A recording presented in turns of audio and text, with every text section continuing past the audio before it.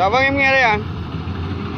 Em đi hôm nay em đi đưa cái ông công ty của máy ở chỗ Nam Định ấy, cho ông xuống xem máy ở dưới chỗ mình làm mà. Em tưởng là sáng nay đi cùng với các chị đi.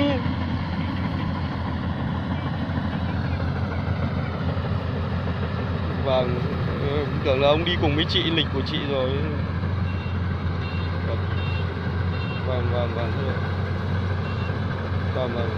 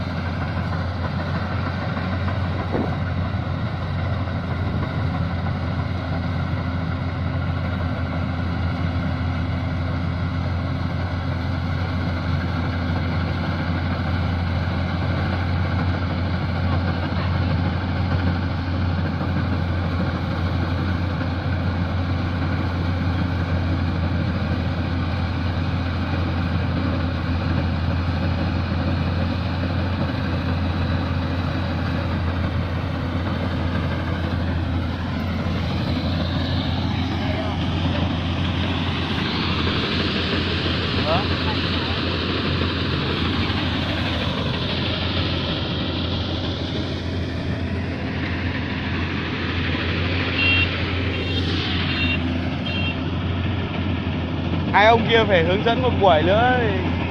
Có hai ông ấy kia phải hướng dẫn một buổi ngày hôm nay làm nữa thì mình mới bị nhanh để nó cướp ruộng. Thằng lái này nó biết cách ấy, nhưng mỗi tội là để ông đóng.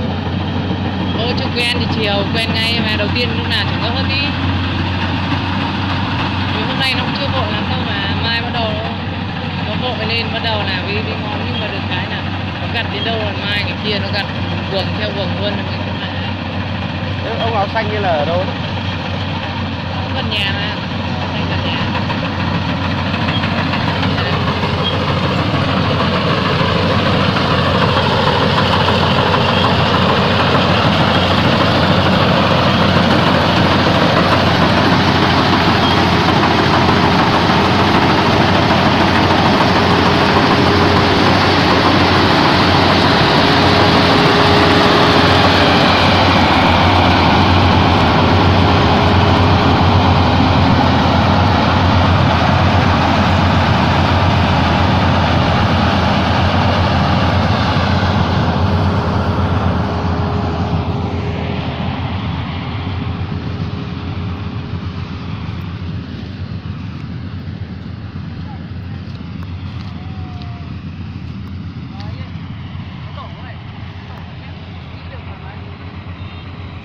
Đây, vét như này, sát như này, cắt gần sợi đất.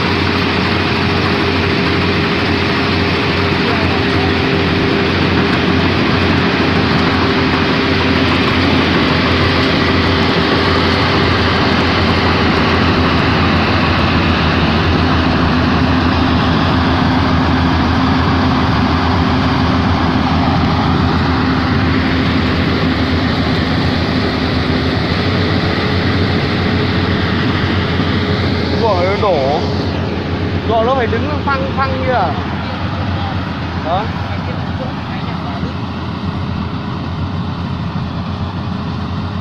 Thôi cứ ấy hết cánh đồng đi xem, mình đi xem những cái ruộng bên cạnh này của nhà ai gọi luôn nó ra. Để bảo trên này bảo mấy em thôi. Gặp đồng này nó ở phía dưới kia. Nó tận cho đi 3 cây thôi anh ạ.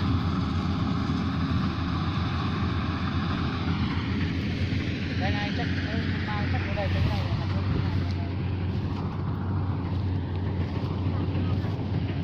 ruộng này của nhà chú để gặt luôn đúng không? À, nhà cô à? cô gặt luôn. Không xanh đâu cô ạ.